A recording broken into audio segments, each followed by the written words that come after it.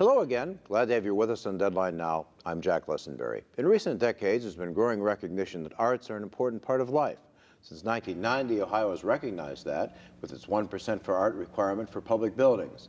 But increasingly, we've been learning that the arts can be an important part of the economy as well. Amy Peterson's day job is as an attorney for the Detroit Tiger baseball team, but she's been drawing national attention as the co-founder of Rebel Nell, a program that hires disadvantaged women in Detroit to make a unique form of jewelry and build self-reliant lives. Meanwhile, in Toledo, artist Jules Webster is helping struggling artists with a local store, the Art Supply Depot, which aims to provide quality and unique materials at affordable prices. Joining us tonight are these two young entrepreneurs. Ms. Peterson, Ms. Webster, welcome, and thanks for joining us on Deadline Now.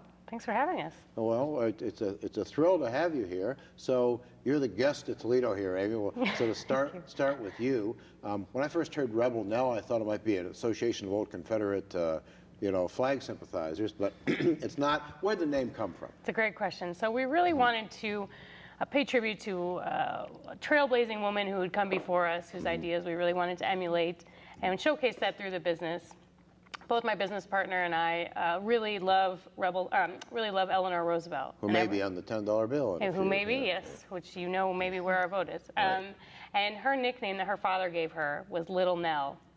We thought she was worthy of a stronger nickname, hence we came up with Rebel Nell. We think it's appropriate because the ladies we hire are really rebelling against what life's dealt to them, and we're dealing with graffiti, which is rebellious in and of itself. So it all kind of worked out. So how does graffiti come in?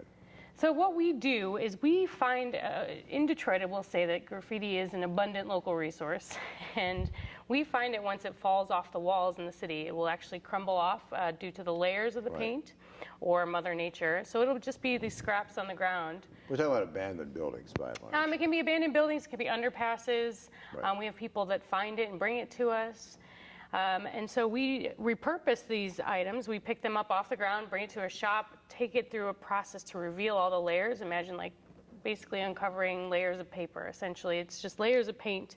And what is really empowering for our ladies is they have complete creative freedom to cut whatever shapes and sizes speak to them. So they're really the true artists and can have a voice through the graffiti that we bring in. You then had to basically set up a corporation and find people to work in it, people who in some cases weren't sort of used to the 9-to-5 routine of work life.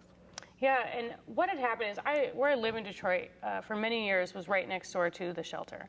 So when I would walk my dog, I would have conversations with the residents, primarily the women, and hearing their courageous stories of how they left really challenging situations, and really just listening to why they ended up in the shelter and what was the purpose for them being there. And they were all so hopeful and wanted just somebody to believe in them. And after enough of these stories, I was like, okay, enough. I have to do something. I didn't know at the time what I needed to do, but I needed to do something. So that was really the catalyst for starting Rebel Nell, is to provide them with the tools that they needed so that they wouldn't be in that situation ever again. So the whole premise for what started Rebel Nell was the financial management, the business education, the life wellness as being kind of our tiers to getting the women on their feet, in addition to making this cool and creative jewelry.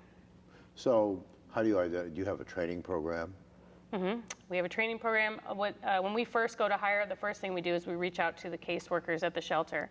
That's a beautiful partnership that we have with COTS. So you want someone who has a reasonable chance of succeeding? We are looking for someone who's ready for a transitional opportunity. Not every woman is ready, and what's helpful is the caseworkers help us identify that. So they'll pool women that are ready, and we will interview from there. How many employees do you have now? So we just brought on 2 new women this week, so we're really excited about that. And we also graduated our first a couple weeks ago. She went on to her dream job. So we now have, there's 8 total of us. Wonderful. How long have you been doing this? About 2.5 years. Is it profitable? We made a total of $500 last year. Great. But in fact, we had a kind of a net zero party, but what I was so proud of is that we sustained everything. We were able to pay for all of the classes for our ladies, to pay for their salaries, to pay for all of the programming, to get their kids scholarships to go to summer camp, and we did it all on our own. These are beautiful, obviously, but are you in stores? What is your marketing plan? How do you sell them other than word of mouth? Yeah, word of mouth has been tremendously successful for us, but we do a lot of retail direct selling. We have an online store at rebelnell.com, but this year we launched into a wholesale marketing, and that has been very, very beneficial for us. And where we do really well is in artist galleries, their gift shops. Can one buy your pieces online, or can they walk into a store and buy them? Both. You can do both. You can go to, if you visit our online, again, rebelnell.com, you'll see a list of stores that carry us in and around the area, particularly in Michigan, but we're in about 12 states now and growing. And you can walk into any one of those stores, or you can purchase right from our online store. Is this sort of, obviously someday you might get another offer, you might move, you're not a native Detroiter. Is it going to require, is this business, is this enterprise self-functioning without you?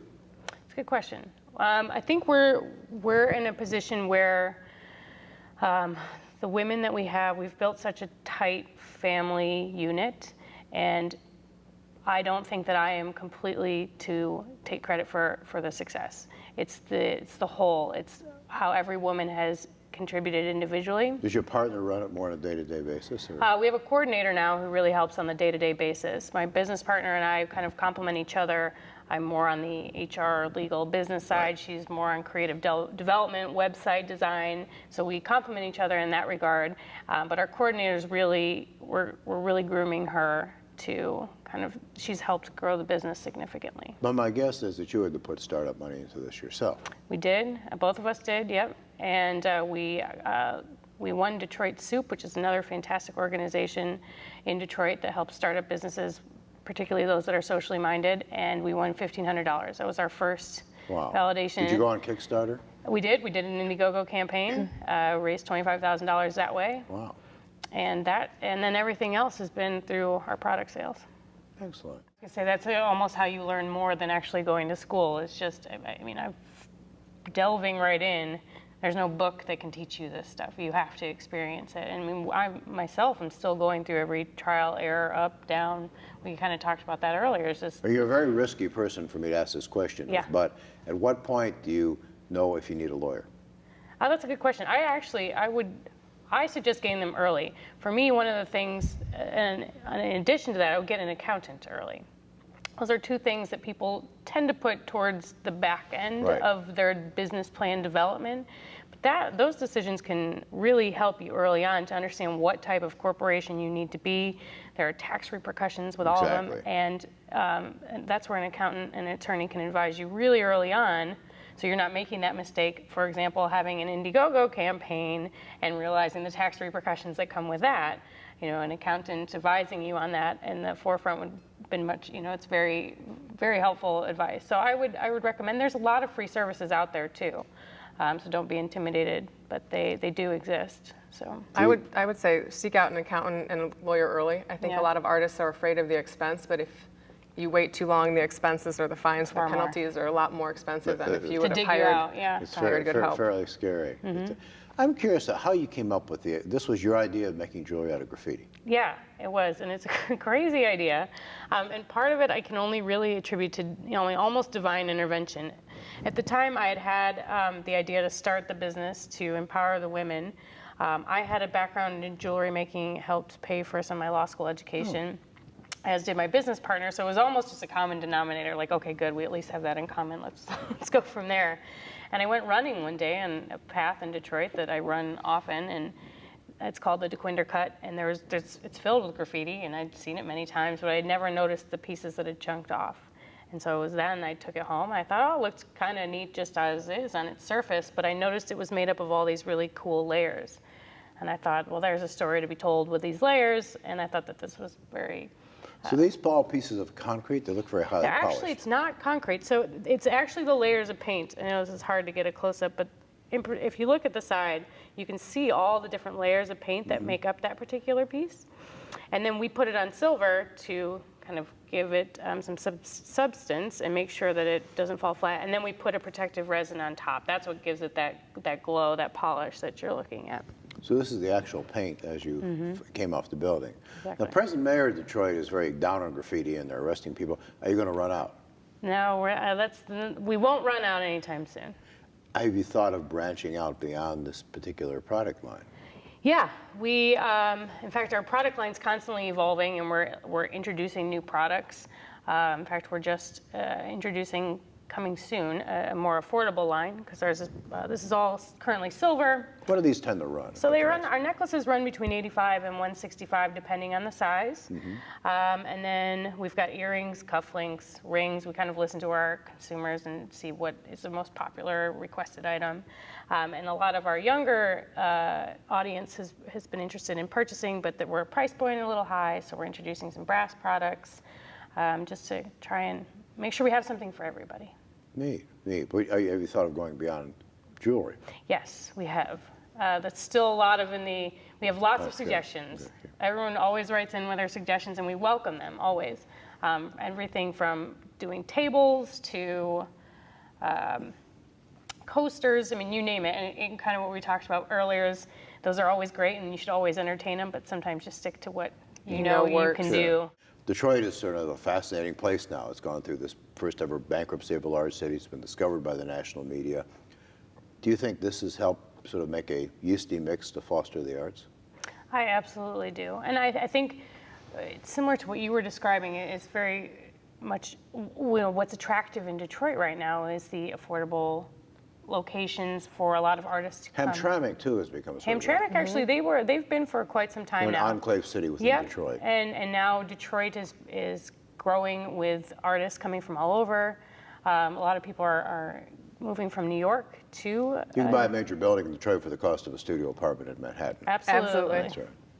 And so it's fun to see the creativity blossom in that city, and I think that especially entrepreneurship, that city was born on entrepreneurship, and to see that kind of sparking again.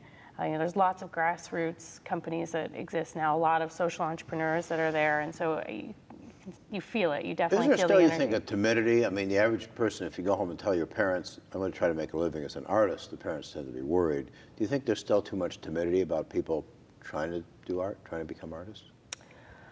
I think so, but I think it's the combination of having the strong business background and the acumen combined with the art, and it doesn't necessarily have to be a degree, but the art intrigue that you can do it. It's just a matter of being able to know how to sell your product.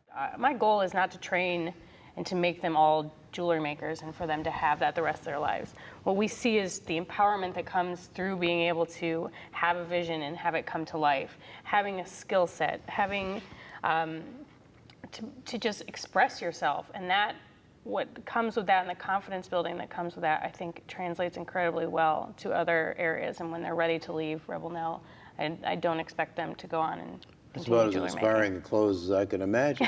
Well, I think we've all learned a great deal tonight, and I want some of the jewelry. But unfortunately, we've run out of time. Toledo's Jules Webster, Detroit's Amy Peterson, thanks for being with us tonight on Deadline Now. I'm Jack Lessenberry, and I'll be back with some final thoughts in a moment.